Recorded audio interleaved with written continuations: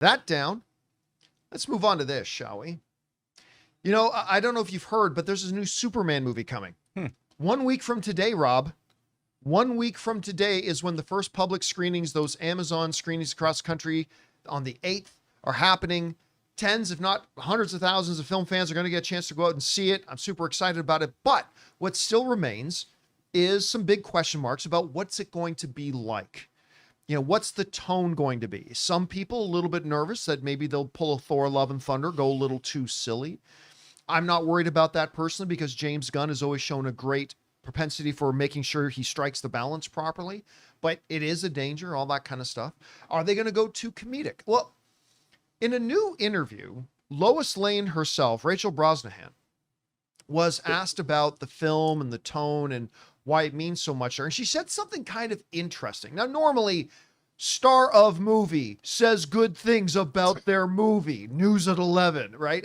No kidding. But she says something interesting here that I thought we would take a little bit of time and dive into a bit. This comes to us from Geek Tyrant, who wrote this.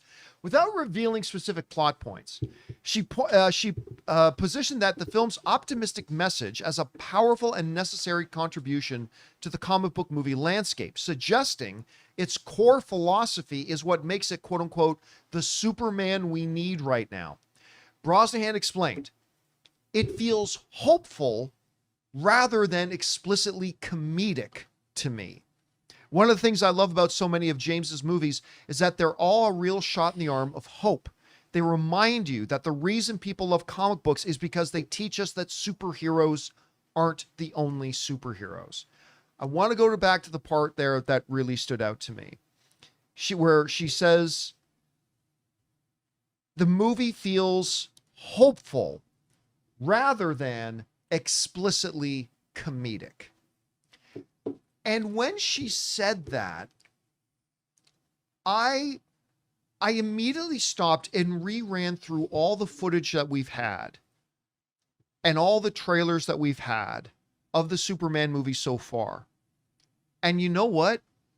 Other than Mr. Terrific saying, quit fooling around, and Superman saying, I'm not fooling around, I'm doing important stuff, which, by the way, made me laugh my ass off when I saw it. But that's the only explicit joke, right? That's the only straight up joke. Yeah, other than the tooth gag that I recall. Right, but even that's that not even wasn't a straight up joke. It was just a right? wall break. That's it's all. A fourth wall break. It's a fun thing in it, Yeah. but it's not really an explicit joke.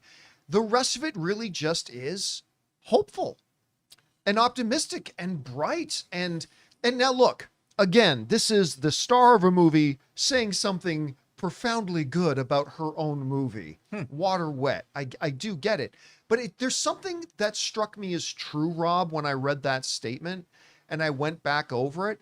Obviously, crypto is a lighter nature, well, other than Superman busting in a door saying, where's my fucking dog? Although I think James Gunn might have bleeped out the effing.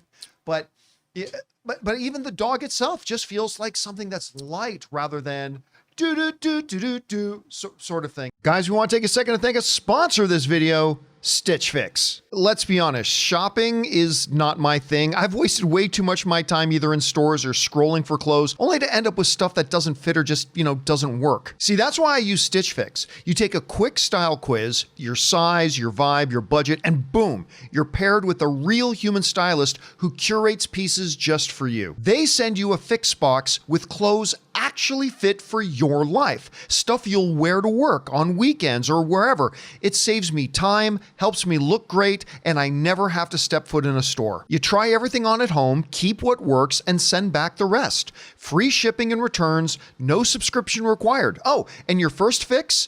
The try-on is totally free. So if you're tired of the endless shopping grind, this is your sign to try Stitch Fix. Seriously, it's style without the stress. Head to stitchfix.com/Campea to get $20 off your first order, and they'll waive your styling fee. That's stitchfix.com/Campea. Anyway, you heard what Rachel Brosnahan had to say about that. How does that strike you with what you've seen so far and what you're expecting out of the movie? Well, John, I'm always banging on about tone. Right. The tone of things. And when you're dealing in a fantasy, science fiction, fantasy, horror context, tone can be everything. And I think like the Marvel Cinematic Universe figured out a way to strike, I think, a pretty good tone. When you can put Captain America, Thor, and Iron Man in the same movie together and make that work, that's a tough tone to strike. What this Superman movie is asking us is to come to grips with the fact that we've never seen this tone before, in the sense that this is really leaning into the fantastical of it all, as opposed to being grounded reality. Look at superheroes, they inhabit our reality. This is not our reality. This is a reality where metahumans have been on the earth for a long time. Metahumans are corporatized. And when you have Crypto the Superdog, and you put Crypto the Superdog in a scene with Superman, that in itself is an act of whimsy that we are not accustomed to. Americans aren't good with whimsy anyway. I was talking about this the other night on my own show. When you talk about movies like Howl's Moving Castle, what Studio Ghibli does, My Neighbor Totoro, we're not good at that. Americans can't do, even Pixar movies, they do things that are interesting, like the Inside Out movies are really interesting, and they kind of skirt the line, but that's got a more of an intellectual bent to them. Whereas, the Japanese will take the wrecked battleship Yamato from World War II and be like, hey, let's turn this into a spaceship, or let's put Galaxy Express 999, a train in space, which is totally ridiculous, but you buy it because it comes from a different sensibility. What this movie is doing is it's giving us whimsy, and at the same time, it's giving us earnestness. Yeah. So you've got these two different tones that people, I think, they're uncomfortable with, because it requires, they're not necessarily cool, but they're heartfelt, they're emotional, they're funny. The whimsical nature of putting Superman together with Crypto is whimsical. He's got a cape. He flies. And if you have a super dog and your dog is the only thing on earth that can bite you and hurt you because it's also Kryptonian, and it's unruly, you haven't taken it through dog training the way you should, that situation has an organic whimsy to it that I think a lot of people don't dig, but James Gunn knows how to wield that, as we've seen in Slither, in Super, in Guardians of the Galaxy movies, in the Suicide Squad. Now, that might not be a tone people dig, but it's an orchestra that Gunn plays really well. Right, but let me interject here. Here's the thing. When you say things like, it's a tone that people may not dig, and I think you'll agree with this, I would propose that the vast majority of the average moviegoer does dig it, but it's a lot of these hardcore fans sometimes say, no, I want it to be deeper and heavier. But I think it's going to play very well for the general audience. Yeah, here's the thing. If the tone is, because once it sets up its premise, and you know that Crypto the Superdog is real, and real, but the way they play it off, suddenly it's even if you're a super Kryptonian and you have a dog, you got the same problems I have with my dog, who tears up the couch when I'm gone. I just don't have Superman robots to help me, feed it. And so everybody they get it. So it for, like you said, if you're 6 years old or 8 years old or a child at heart, and you go to see a Superman movie and Superman's got Crypto the Superdog, you're going to love it. You're going to love it. Oh yeah, and dog lovers are going to love it. Especially if they play Crypto like a real dog. Dog lovers are going to love it. 100%. And also, look, the fact that Green Lantern, look, if you have, I'm sure in the Lanterns TV show, we're not going to get one of the Green Lanterns using his power to make somebody flip somebody the bird with his Green Lantern hand. We're not going to get that.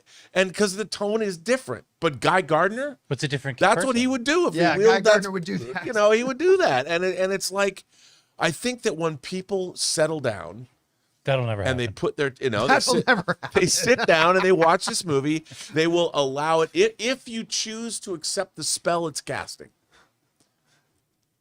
I hope it's going to be great. I look at all this stuff and I think to myself, this makes me feel young. And like Dr. Carol Marcus said in Star Trek II: The Wrath of Khan, young is when the world was new. I'll read this text message to you that I got, and I won't say who it's from. It says, shut out the noise, shut out the chatter, shut out all the distractions. This movie is incredible, and you're gonna love it. I think so.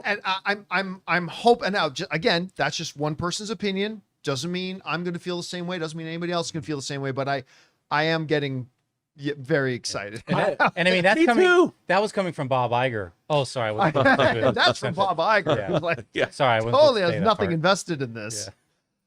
Anyway, guys, question is for you. What do you think about these comments? It really jumped out at me when she said, like, this is really a movie that is more hopeful than comedic, because I suddenly replayed all the trailers in my head. I'm like, you know what? She's exactly right.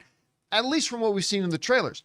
We're now 1 week away. How are your expectations evolving at this point? Whatever you guys think, jump down to the comment section below and let us know your thoughts. Hey guys, thanks so much for watching this video. Make sure you like the video, leave a comment, and subscribe to our channel. And don't forget, we have a daily podcast called the John Campea Show podcast, available on Apple Podcasts, Spotify, or your favorite podcasting app of choice. Go and subscribe to it today so it'll be there when you need it.